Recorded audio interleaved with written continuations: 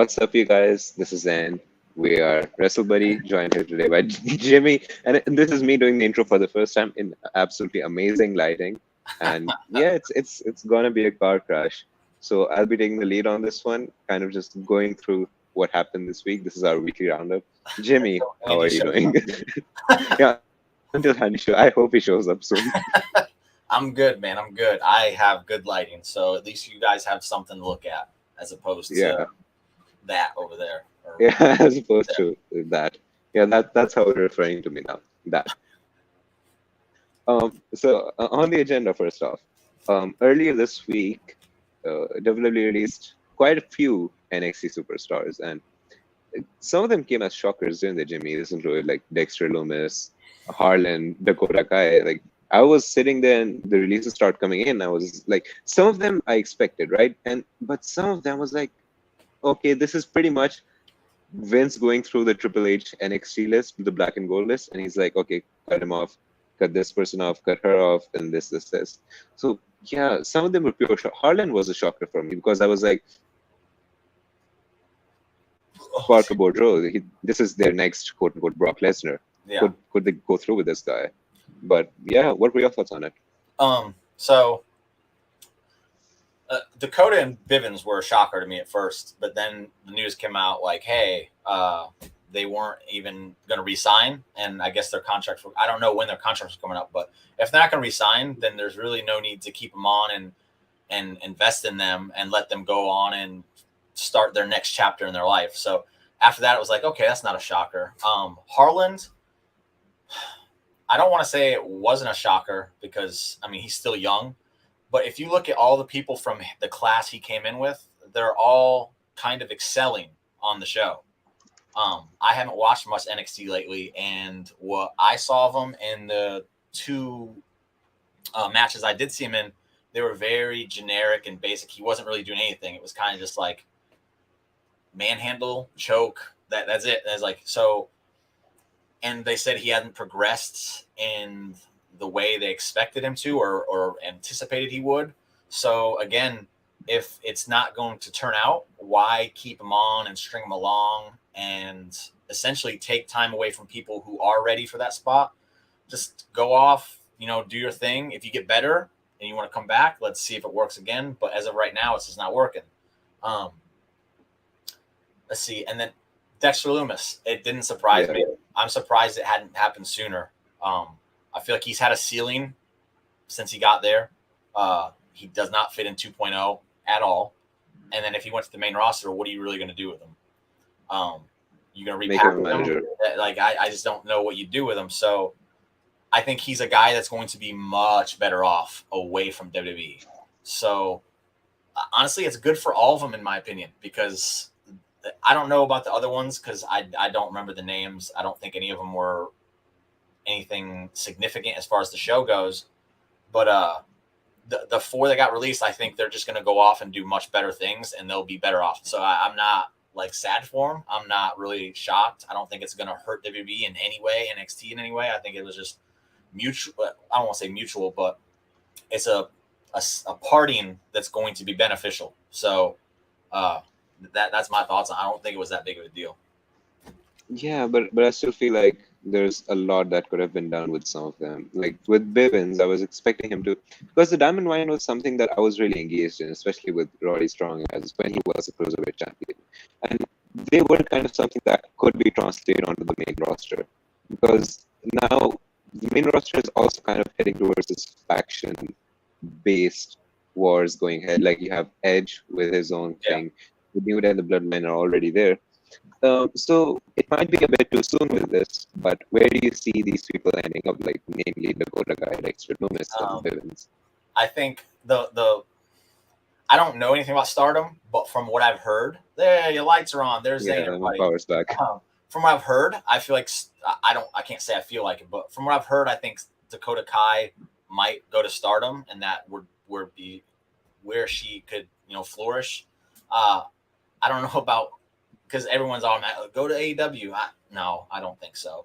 Bivens, I don't want him to go to AEW just because I feel like there's so many managers there now that don't make sense. So I don't want to see him go there and get lost in that shuffle. Even though he's going to be fantastic because Bivens is awesome.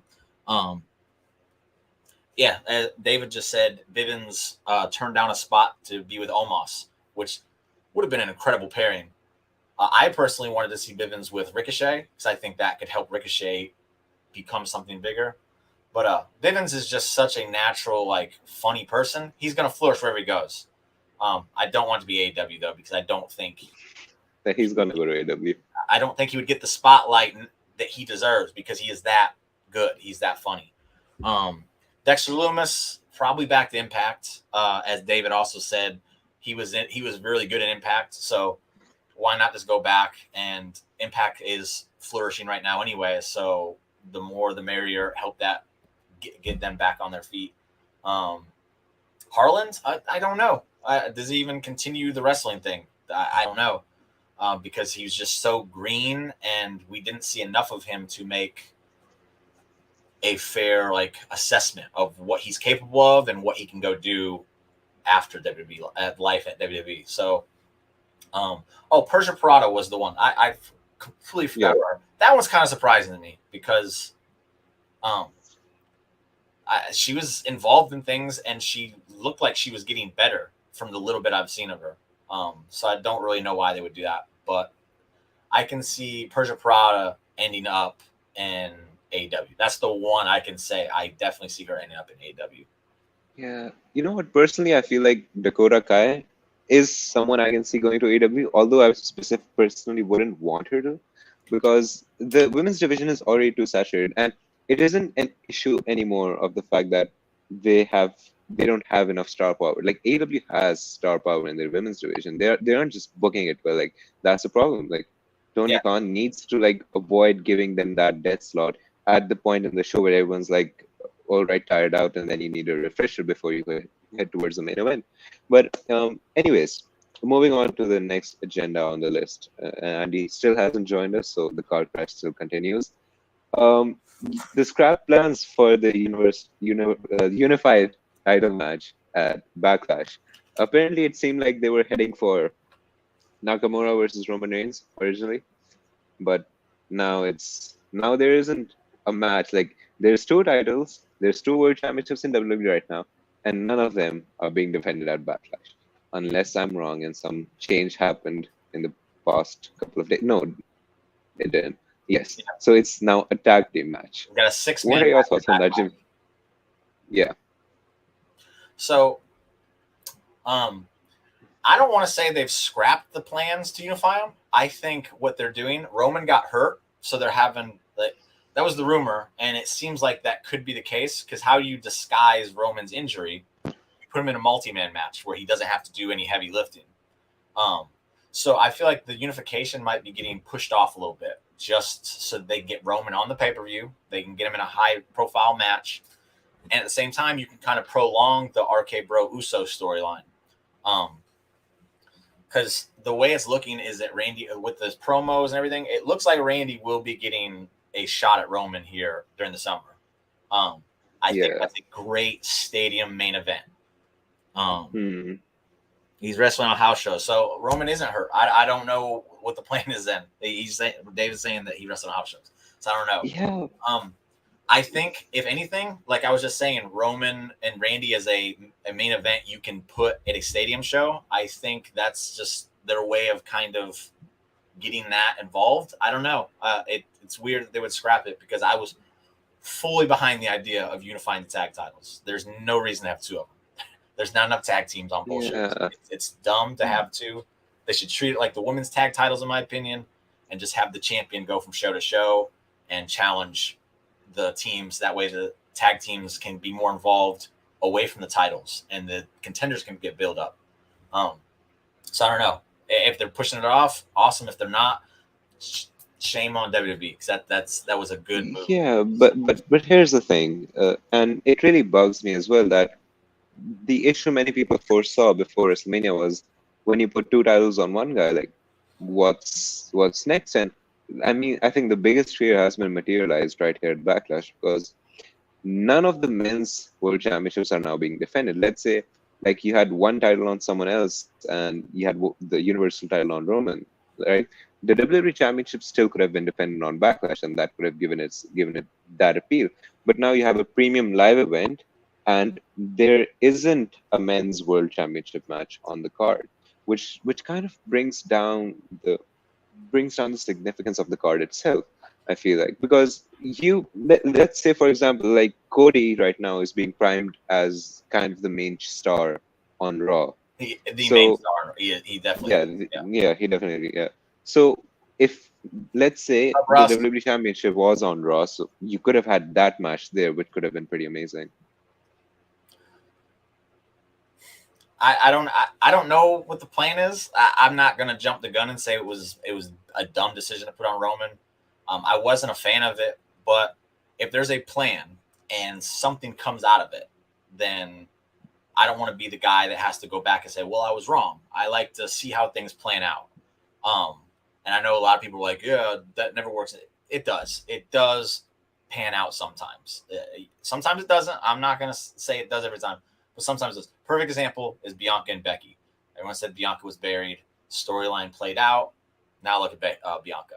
So with Roman having both titles, I don't think it's an issue. I don't even think it's an issue not to have a title match on the card. I think with the star power that they have, you can sell this show on the star power. Roman's going to be there.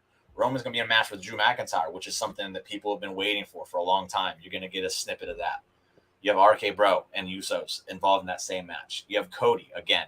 Like, I don't think the title needs to be defended at every show. I like the fact that they don't.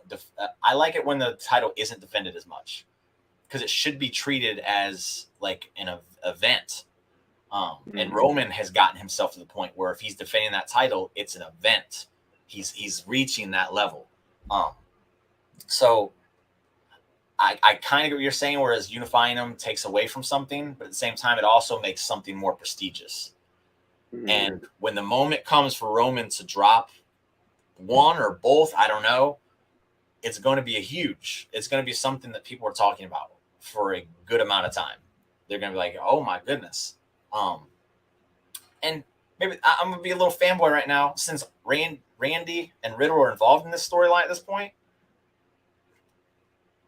Why not give Riddle the opportunity? See how it goes. You're gonna get Randy and Roman. After Randy, give Riddle the chance. See what goes with it, and then maybe Riddle can be the guy that at least takes one of those titles back.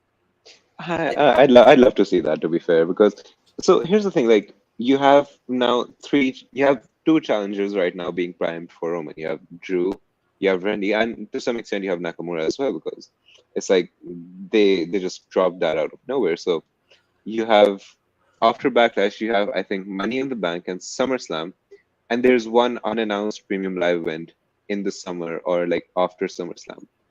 Now you need isn't that the UK one? No, I think it was like there was another one, perhaps. Yeah, it's the UK one. Yeah, you're right. It's the UK one. Hell in a Cell's after this. Yeah. Then you have Money in the Bank, which is a stadium. Then you have SummerSlam, which is a stadium. And then you have the UK show, which is a stadium. And then the show after that is a stadium. So it's going to be back. You're going to have 4 major shows back to back to back to back. Yeah. So they want to save those big matches for those stadium shows. The thing with Shinsuke, I think literally they didn't know what they were going to do with Shinsuke, because they definitely weren't expecting Rick Boogs to get hurt. Maybe Shinsuke and Rick Boogs were going to win the titles. We don't know. They had to pull a switcheroo because of the injury. And then they just said, well, let's see what we can do with Shinsuke. It didn't generate the kind of response they were looking for overall. I know the Twitter people were like, yeah, but there's other aspects to this that they probably looked at and said, well, let's go another route with this right now, because we have a very our schedule coming up is going to be huge, and we want to make sure we're able to sell tickets for those shows, and we don't think Shinsuke and Roman is going to be able to do that. That's my only guess as to why they pulled Shinsuke away from a Roman feud. Yeah, but I feel like it could have been a good match for Backlash. I mean, Backlash isn't a big show; they don't need to draw. I mean, RK Bro versus the Usos could have happened, and you could have found another opponent for Drew. So Yeah. So yeah, what are your predictions for Hell in a Cell, Money in the Bank, SummerSlam, and that UK show? What are the main events? I think it's a possibility they put the Shinsuke match at Hell in a Cell. Maybe they wanted to build Shinsuke up a little bit before they put him in Roman because Shinsuke hasn't been doing much this year. Like, so for him to just show up and be like, "I want Roman," people say they want things to make sense.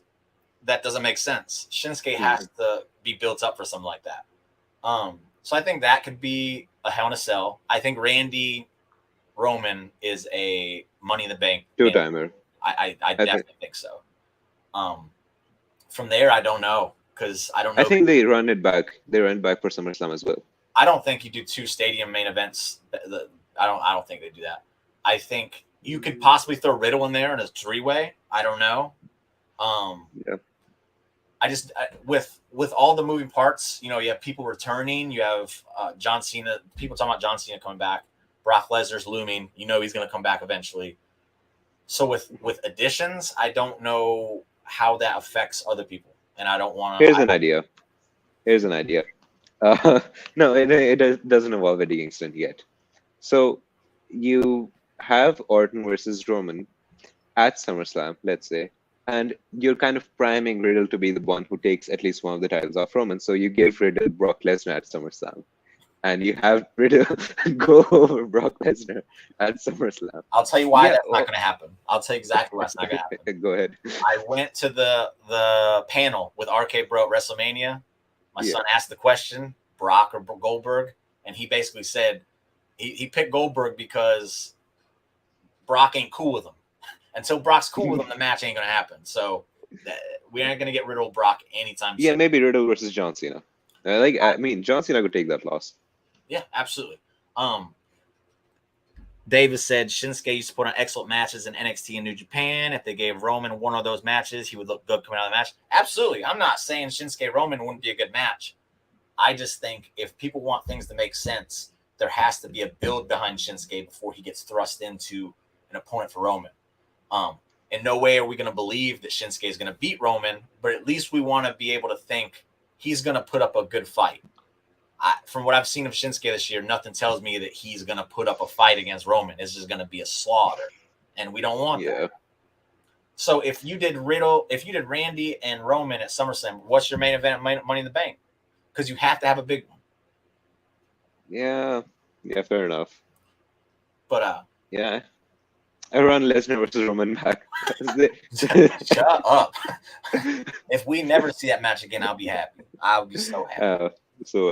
Okay, so moving on. We're 18 minutes in and we've covered 2 out of the 3 topics. We desperately need Andy. Okay, so we're good. We're good. Yeah, we're good. We do miss Andy. Amazing. We do miss him. Yeah. He's our bud. Yeah, we do miss you, shithead, but yeah, we don't need you. Okay, let's move on. Are we, Alex? Ryback. I'm wondering if we can cover that because some of that stuff was really wild. We can cover it. Hold on. Okay. So Ryback. Let me just paraphrase what he tweeted about. Okay, you got it. So no, I have it in my head. Okay. I won't say the exact words. So why am I laughing at this? This is so horrible. Okay, so Ryback mentioned that Vince is so controlling because, why don't you just go ahead and quote him, Jimmy? I really feel bad saying it. Okay, so essentially, Ryback says that Vince has a control problem. Why are you laughing? It stems from watching his mother get beat as a child, and she was a insert. You guys know the word there. She was a easy woman, trying to do her best to raise Vince. And how did he end it? Was it about Vince saying bye-bye to the world? Is that how it ended? I don't care. I don't know. Like, I just read that. I agree to an extent, David, but at the same time, it's wild. Yeah, I agree. I don't even want to talk about Ryback because he's such. Let's talk about the AW and NJPW Forbidden Door thing, right? Yeah, that's fine with me. Ryback is a bitch. So, that's all there is. Fuck yourself, Ryback. I know you're not watching this, but fuck you. So Alex said he thinks it's going to be Randy and Reigns at SummerSlam. So that's 2 against 1. I'll be glad to laugh at y'all when I was right. Yeah. I'll be glad to laugh at myself when you're right as well. Here's Okay. what happens. I actually will be Randy and Reigns at Money in the Bank for the world title. Riddle wins Money in the Bank briefcase at that same show. You have an intertwining storyline going there, and that's what eventually goes towards the breakup of RK Bro. Book it. I'm telling you right now, that's what's gonna happen. Yeah, and Riddle wins the Rumble, faces Roman next year's Mania, takes the dialogue. I just want to see Riddle. Riddle should win everything. Give it to them all. Yeah. Yeah, I'm just worried he might lose the momentum and the heat behind him he has right now. I just feel like they need to pull the trigger on him. They don't need to wait any longer. Like, just do it right now. I want to see him hold a championship really bad. Okay, moving on. Last week, AEW announced. Did you cover this on last week's weekly roundup? On last week's. They moved the time on me, and I had other things I had to get involved in. Okay, so it's to whoever did last week's podcast. If you discuss this, fuck you guys, because our analysis is better than yours, even though we love you. So last Wednesday, Tony Khan came out and announced, well, kind of Adam Cole announced it, that New Japan and AEW are officially joining hands to produce to put on the Forbidden Door pay-per-view this June. What are your thoughts, Jimmy, on the announcement? I don't watch New Japan. I hear about a match, I'll check it out, and I'll be like, okay. I know a few people. I don't know enough about them to be like, hey, these are the matches I want to see. I will say this. I think it's all jokes aside on Tony Khan, because I shit on him all the time, and I don't feel bad about it. I don't feel bad about it at all. But I will say this. I think it's genuinely awesome that he seems like he cares about his fans enough to make this show happen. I don't think it's going to grow the AEW brand at all. I don't. But the people who have stuck by AEW since day one, and they love that show, they love it to death, they're stoked for this show to happen. So with that said, I think that is awesome. I think at this show, we see the return of Kenny Omega. Yeah. Not wrestling. I think he shows up at the show. And that kicks off the Bullet Club versus Elite storyline, which we've been waiting for like 2 months now. And I think that's the thing I'm most excited about this show. I think the wrestling on it should be awesome, because I know the people in New Japan know how to wrestle. They're really good. And you're only going to get the best from AEW on the show. You're not going to have to deal with. Please don't crucify me, people. People like Orange Cassidy. I don't want to see people like him on the show. I want to see. I'd want to see Orange Cassidy versus Minoru Suzuki. Like that's a match. That's a fun match. No, I don't want to see him doing his stupid little kicks and his. No, give me the best of the best versus the Japan's best of the best. That's what I want to see. With that said, who do you think Ospreay takes on? It would have been Omega if Omega wasn't injured. I would say Moxley, but Moxley already faced him at the Chicago show. I can really see Ospreay taking on someone young he can go over, but someone who is really experienced. So kind of someone like, and this is really confusing because I was wondering where Ospreay would fit. No, I think Brian is like either Zack Sabre Jr. or Okada. Like those are the two matches Brian would want. With Ospreay, Ospreay versus Chris Jericho, possibly. I don't know.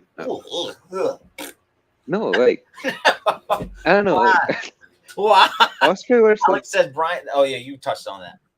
Yeah, like here's the thing. That would be a decent. Yeah, or Malachi Black. Malachi Black. Thank you very much. Yes. Yeah, Malachi Black versus Ospreay. That's something I would want to see. I feel like the main event is going to be Okada versus Danielson. Like that is one match I want to see. Okada versus Danielson, Bryan Danielson. Who's the champion in New Japan? I know Okada. Okada. So what happened? What happened last night at? Yeah, it's Okada, right? Yeah, Okada is the champion right now. Go on with your thing, and then I'll. Yeah. So here's something interesting. So last night at Wrestling Dontaku, Okada beat Naito in the main event, right? And then Jay White returned to New Japan finally. And like the entire Bullet Club reunited. Jay White laid off Okada and like held the title above his head. And now the current Bullet Club is Jay White, Machine Gun Carl Anderson, Luke Gallows, Bad Luck Fale, Juice Robinson, and Ishimori. Now you have these guys. You have like the Super Elite versus Bullet Club building up. Sorry, Elite versus Bullet Club building up over here. But the issue is that there is a possibility that Jay White takes the title of Okada before the Forbidden Door pay-per-view. So And with that said, and yeah, I'll cut you off there. Sorry. With that said, yeah, wouldn't it be Hangman in the main event? He is your champion. yeah, but And neither champion can take the loss. There's Bullet Club ties in there, and Hangman Page would be part of the Elite versus Bullet Club storyline. So why wouldn't that be the main? See, this is the problem I have with Hangman is we just completely. He wasn't even in our. But who's saying he's gonna make like who's gonna walk out of Double or Nothing as the AEW champion? Punk's gonna win that. I feel like they're. I completely want Punk to win. I think Yeah. Hangman wins. If they're going Yeah. for storyline purposes, which Tony puts when they have a main storyline AEW, Tony Khan puts all his eggs in that basket. Yeah. And if they're doing Bullet Club and Elite and Hangman Page is a part of it, that world title has to be part of it. Punk would definitely win. Hey, I'm not mad at Punk wins. Absolutely love it. I don't think I actually want Hangman to win. I think if you're doing Bullet Club and Elite, that is a thing. Unless something happens with the Punk Hangman match that revolves around that storyline, then okay. But I think it's crazy that we just completely dismiss Hangman from Okada, who's their champion. You'd think you'd want champion versus champion. No, I think we have Hangman versus Shingo, like because Shingo and Hangman have a lot of similar styles, and Shingo was the champion earlier this year. So I feel like Punk. Okay, here's a possible alternate reality that could exist. Punk beats Hangman at Double or Nothing. Let's say. Punk versus Kenta. Yeah, Punk versus I feel like Punk versus Kenta is a possibility, but putting all your chips in, if Punk wins at Double or Nothing, Punk's gonna get Okada, possibly. Brian might get Zack Sabre Jr. because again, Brian versus Zack Sabre Jr. and Brian versus Okada are the same. David's saying if a Punk win frees up, That Punk win frees up Hangman to join the Bullet Club Elite program when Kenny gets back. Yes, but at the same time, if Okada or Ospreay or no Jay White wins the title from Okada before the show, and you get Jay White. You want champ versus champ. So Jay White is taking on Hangman Page. Doesn't that kind of make sense for a Bullet Club Elite for Hangman to rejoin the Elite because now he has the Bullet Club with Hangman and Adam Cole and all them against him? Doesn't that make more sense? Yeah, but like the question is, neither champion can take the loss. Neither company would want their champion to take the loss. So I feel like the main event is going to be a faction war. It's going to be like a 5-on-5 elimination match or something like that. I don't feel like if they're going to do one-on-one, it isn't going to be their AEW's world champion versus New Japan's world champion because you don't want a pay-per-view to end in a draw and you don't want any of the champions to take the loss. So if let's just say it's Jay White, and I'm assuming don't crucify me, people. I'm assuming Jay White and Kenny Omega are not on good terms, correct? They aren't. Okay. Yeah. So if it's Hangman versus Jay White in the main event, champ versus champ, and Kenny Omega makes his return and he screws Jay White so that Jay White takes the loss. That way it's not a clean loss. He's somewhat protected. That kind of gives Hangman the incentive like, maybe I need to help the Elite take on the Bullet Club. Not right away, but like when it happens, a couple weeks after that, because that would like be the seeds being planted for Hangman to join. Yeah, that is a possibility because Jay White's actually been teasing a match against Omega for 2 years at this point. Sabre Jr. is a top 10 guy. Isn't that who Danielson wants to fight? Yeah, Zack Sabre Jr. Yeah. So that's one I think you are gonna get. Like that's what I think we get. Yeah, but yeah, that's. I think the possibilities for this show moving forward for AEW are really cool, and that's what I'm most excited about is to see what happens coming out of this show. What are we gonna lead into from what we got now? Like that's what I'm most excited about with this show. And again, the nonstop. the match, it'll probably be the best match quality show of the year, in my opinion. If you're wanting to watch strictly wrestling, I think this is going to be. I agree. This is going to be the match that produces like match. Kingston. Yeah. Okay. Let's move on to that. Let's move on to Double or Nothing match predictions. Which matches do you think are going to be on the card, and Owen Hart tournament predictions as well? So far, only one match has been announced. Hangman Page versus CM Punk in the main event for the AEW World Championship. What other matches do you see being announced, Jimmy, for the show? I honestly don't know. I don't. MJF versus Wardlow, I think. Yeah. If anything, I think it might end up being MJF and Sean Spears versus Wardlow. I think it'll be a 2-on-1 match. That way MJF gets protected and you can stretch that thing out longer. Other than that, I don't know. I don't think there is many things that are long-term in AEW right now. I know that Deeb is the next person up for Thunder Rosa. I don't know if they put that on a pay-per-view. I don't think they have that kind of faith in Deeb, which sucks because Deeb is amazing. She's behind Britt Baker. She's my favorite in AEW. But then again, who do you put in the women's title picture after Serena Deeb? I don't know. I don't know. You're gonna get the Owen Hart finals for both. Yeah. Rosa versus Tony Storm. I think Tony Storm would be in the finals for the Owen Hart Cup, so I don't know if she would be freed up for that. I think Tony Storm's gonna win the Owen. I definitely see her being in the finals, 100%. But what will probably happen is it'll end up being Tony Storm versus Britt, and Britt wins. That's probably what happens. We'll see though. Yeah. I think you probably get FTR versus. Oh, FTR won't be. I feel like Dax is gonna make it into the final. I feel like Dax is gonna win the thing. Who will make a debut at Double or Nothing? Nobody. Claudio. We're moving away Cesaro. from it. Shut up. We're moving away from it. What if I don't know. No, we're moving. Eddie Kingston re-debuts.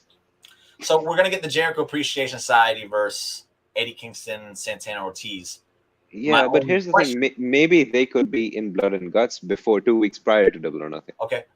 Quick note.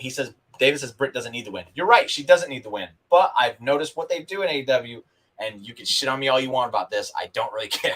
They will bring in these WWE talents just to put over their own talent. I'm not against it, but it is what happens, and that's what I feel like is going to happen here. I think it's just going to be just one more thing to add to the Britt collection.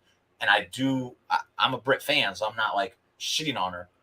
But from what I've seen, that's what they like to do is bring these WWE people over, and then just kind of utilize them to get their talent over. And then what do they do after that? They usually don't. Case in point, Keith Lee. Lee just put over Powerhouse House big, and Keith Lee. That's fine. That's fine. I think that's what you should be using these guys for. Who will Adam Cole face at Double or Nothing, Jimmy? He'll be in the finals. Whoever's in the finals. You get Adam Cole. I'm not mad at that. I think that'd be fun. And it also plays into the FTR versus Red Dragon thing that they teased a few weeks ago. So that'd be cool. Yeah. And if Dax isn't in the finals, I feel like FTR is winning the tag belts at Double or Nothing. Because here's belts are even defended. Jesus. Yeah, but here's your opportunity because FTR is the hottest tag team in the world right now, without doubt. I mean, you can make a case for RK Bro, but they aren't really a tag team. Are we talking about wrestling, or are we talking about over? Because if we're talking about wrestling, close to FTR. FTR hands down the best tag team in the world, 100%. Yeah, and they already have 2 titles on them. Now it's being proven. So yeah, they have 2 titles on them. Put the AEW tag belts on them as well. Just make them more prestigious. Then you can have that image of them holding all the 3 titles up.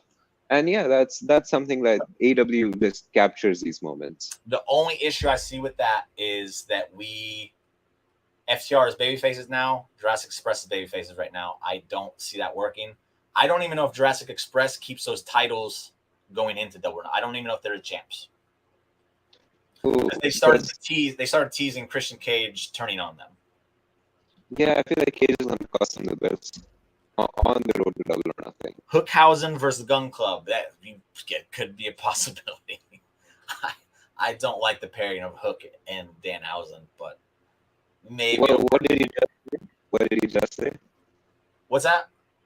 You just said that you didn't like the pairing of Hook and Danhausen. I don't like the pairing of Hook and Danhausen. Fucking blasphemy. But it could work. These kind of pairings work from time to time. So Yeah, they're over as hell. I really enjoy the stuff. Anything Hook does, anything Danhausen does, I love. Alex just said Christian for Jungle Boy. I think that's a possibility, depending on how fast they get this turn going. And that'd be great for Jungle Boy, because I think he needs to move away from the tag team division and start getting that singles rep going, because I'm a Jungle Boy stan. I love him. I think he's awesome, and I think he needs more credibility in the singles department. So, other than that, I don't know who joins Santana Ortiz versus Jericho Appreciation Society. Oh, Homicide and the other guy. I'm forgetting the name.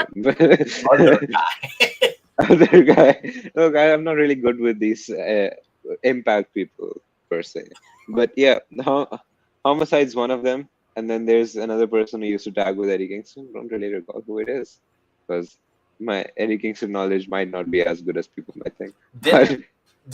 I know that Eddie is talk shit. I don't know the history of Eddie Kingston. I'm not gonna lie, I don't know. But didn't him and Cesaro at one point, weren't they together? Yeah, but they were rivals. Yeah, they were like rivals?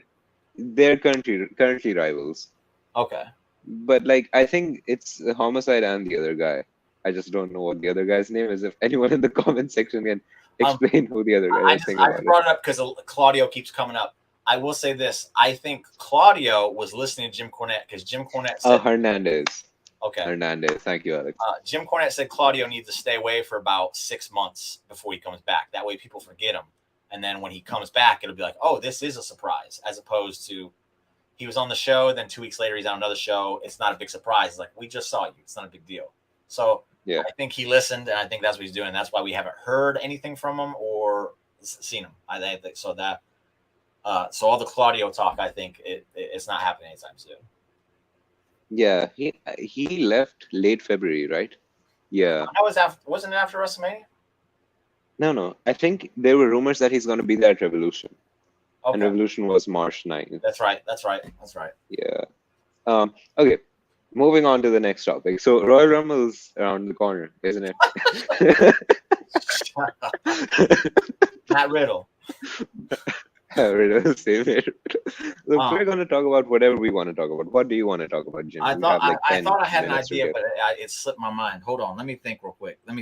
Let me think. I'm just going to kill time until then. Okay. Yes. Edge's faction. Who would you like to see Edge? He has Rhea and Balor. AJ Styles. Here's what I'm gonna say. I've been very vocal about this. I think Rhea joining is a mistake. I think Rhea is over. She doesn't need a faction to get over. People love her, and I think that just because she has the look doesn't mean she should join. Because the faction isn't about this dark, mysterious, punk-looking thing. It's about isn't it? It's about people who look to the fans, tried to appease the fans, and it didn't work for them. Who fits that moniker in the women's division? Liv frickin' Morgan. Or Charlotte Flair. Shut up. No. Liv Morgan fits that perfectly. And if we're being honest, Liv Morgan is missing something to take that next step. She's improved drastically. She's awesome in the ring now. I think she's just missing that one thing, and that one thing could be this gimmick. Turn her heel, give her a gimmick, and then maybe that's what gets her to the next step. And that's what you want. We want more women that are not the 4 horsewomen in the main event. So to do that, you kind of got to give them the opportunities. Rhea's there. We don't need to give her an extra boost. She's there. The fuck? Hey Nick, it's all good. Zayn's been good.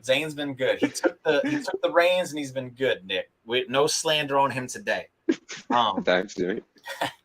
And then with that, I know he's the IC champion. He's on a completely different show. I think that would be something that would benefit Ricochet as well.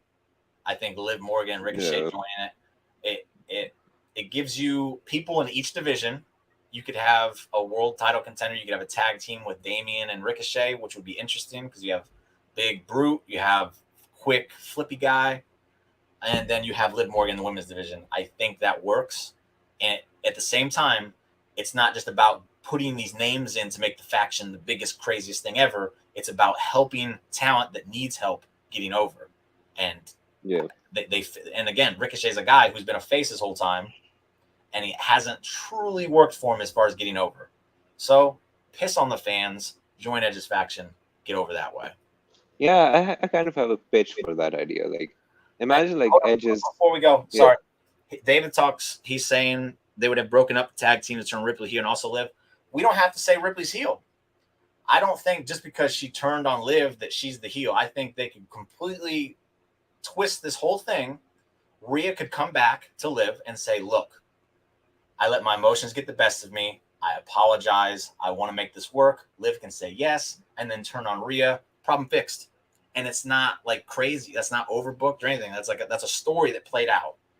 And then it also gives you kind of more sympathy for Rhea because she made the effort to reach out, swallow her pride, and say, "Look, I was wrong, and I apologize." And it ended up backfiring on her. So there's your solution to that problem, David. Yeah, that's something Vince McMahon will 100% do. Hey, what's wrong with that? It's a good idea, but they won't go ahead with it. If heard the slander on Vince McMahon that y'all say, she would slap the shit out of all of y'all. And she needs to sell the shit out of Ryback. What he said. Yeah, please don't. Okay, so I have a pitch. I have a pitch for this entire thing, right? Edge's Ministry of Darkness 2.0. It's not a ministry. It's about turning your back on the fans because they didn't do shit for you. It's a fucking cult. Okay, his cult is standing there in the ring. And he's like, Edge's Dark Order. There you go. Edge's Dark Order. And he just grabs the mic and he goes and he's like all about that grit and stuff. And he's saying, all right, my newest member into my Ministry of Darkness 2.0 or something. It's called Judgment. It's called, I think, Judgment Day, I think is what it's called. So it has a name. No, it's Ministry of Darkness 2.0 from here on. But here's the thing, lights go out, and who's standing in the middle of the ring with black makeup on, and they've like dyed their hair black as well. It's Eddie Kingston. He doesn't have any hair, but he's still dyed it black. And he's standing there. Yeah. Judgment Day is their name. He cuts the greatest promo of all time, and then everyone just like bows down to him, and they hand him the WWE Championship as well. Yeah, that's my pitch for Edge's Ministry of Darkness 2.0. Retort, David said that puts Rhea back as a face, which hasn't been working. Smile, Rhea. True, it hasn't been working because they tried to get her to smile. Put her in the man gimmick where she's just a badass who just kicks ass and takes. It works. It works, and she looks like the badass. Like I know everyone likes to do these. They'd like to.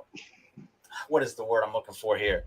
They like to disappoint themselves ahead of time by coming up with they did this, so they're just going to do. No, it doesn't always work that way. It doesn't always work that way. There's a way to turn Rhea face, and it worked. And I just gave it to you. Just turn her into a badass. Just a stone cold Becky Lynch level badass. Turn her into a badass or a softie who comes back and apologizes for turning on her tag team partner who's been pretty much useless. Yeah, it broke her. She's like, what the... I did this. It works. It works. What are your thoughts? I'm enjoying it. I'm really enjoying it. Like, I love that shit. No, it's not one Shane. of the Shane best things. Have it. Shane doesn't have it, Dave. Sorry. I like her. She doesn't have it. But yes, Ezekiel, Kevin Owens. Brilliant. One of the best things in wrestling right now. The entire. At first, I was just laughing my ass off. Like, what the fuck is this? Like, when Ezekiel came out. So you were entertained. Yeah, I was entertained, exactly. and then I started. Yeah, and then I really started enjoying it. It's been one of the best things in wrestling so far. I think doing it because a lot of people were like, this is what they're doing with Kevin Owens now. Shut up. Because if anybody was going to help Ezekiel get this thing over, it's Kevin Owens. And it's just a testament to how awesome the man truly is. My only issue with this whole Ezekiel thing is, where does it go? It's funny now. Back. It's funny now. 5 months from now, what are we doing with Ezekiel? He tags with Elias when he's scared. Hey, if they could, this is this is a gimmick that I think would have worked brilliantly in the Thunderdome era. because you could have had Elias and Ezekiel showing up at the same Yeah. time. It could have Yeah. happened. Now it doesn't. So I just, Why can't it happen now, though? huh? Why can't it happen now, though? Because they're not the same. They're the same person. I mean, No, they aren't the same. yes. What are yes, you talking they are. about, Jimmy? If you're What calling are you Kevin Owens a talking? liar, I have an issue with you. They're Yeah, not. They're the Kevin same Owens is a person. lie. They aren't the same person. It's clearly Elias's younger brother. No, it's clearly not. So Haven't you seen the picture of the two of them together? Like, Yeah. isn't that enough proof for you? yeah. Ezekiel is very. I can do the same thing. I can get a picture of me and my younger brother Joe. Yeah, exactly. To know. For the new AEW Trials titles as well. Now, I don't even pair Ezekiel and Owen. I don't like hearing any kind of tag team talk with Owens unless it's Sami Zayn. So I'm shutting that one down right now. Yes, don't encourage Zayn. He was doing good, Alex. So again, I am thoroughly entertained with the Ezekiel thing. I have been since I saw him walk out. I was like, this is funny. And I like to be entertained. I'm not like the people with the stick up their butt. It's like, this stupid. No, it's funny as shit to me. But again, if I'm thinking logically, which I tend to do from time to time, not all the time to time, I just don't see an end game with the Ezekiel thing. Unless there's layers that they have planned and they're going to dish them out, which I don't see happening. I think they're just like, hey, this is funny. Let's roll with it. Once he's done with Owens, I think it's dead in the water. And that sucks because I am a big fan of Elias. I think he's great. And I would love nothing more for them than to prove me wrong. Okay. Yeah, I agree with you on this. I can also think that maybe the Ezekiel storyline dies, and then they're just like, "Oh, Elias is back." What's and up, they Aaron? just forget about it. Okay, so Alex has a question. Do you think that Cody versus Seth and Edge versus AJ will culminate inside a Hell in a Cell match? No, I think Cody and Seth has done it Backlash when Cody wins again. As far as Yeah, Edge and Seth, I mean Edge and Edge and AJ. AJ. Yeah. Yes, I definitely see that happening at Hell in a Cell. It's a match that actually makes sense to have in the cell because it's a feud that's culminating and building over the months. It's not something they're just throwing in because, hey, it's a Hell in a Cell pay-per-view. Let's throw two people in it. So I am all for seeing Edge and AJ in a Hell in a Cell. I think their minds could give us a match kind of like the Undertaker Shawn Michaels when we got, where you don't need to rely on these big bumps to have a brutal masterpiece inside the cell. So that one I look forward to. I think that one happens.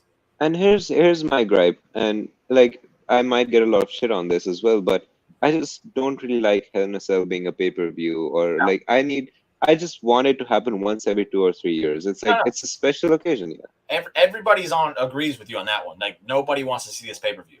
That's why I was saying I know they're going to do the pay-per-view. So if they're going to do the pay-per-view, at least an Edge versus AJ match makes sense for the cell.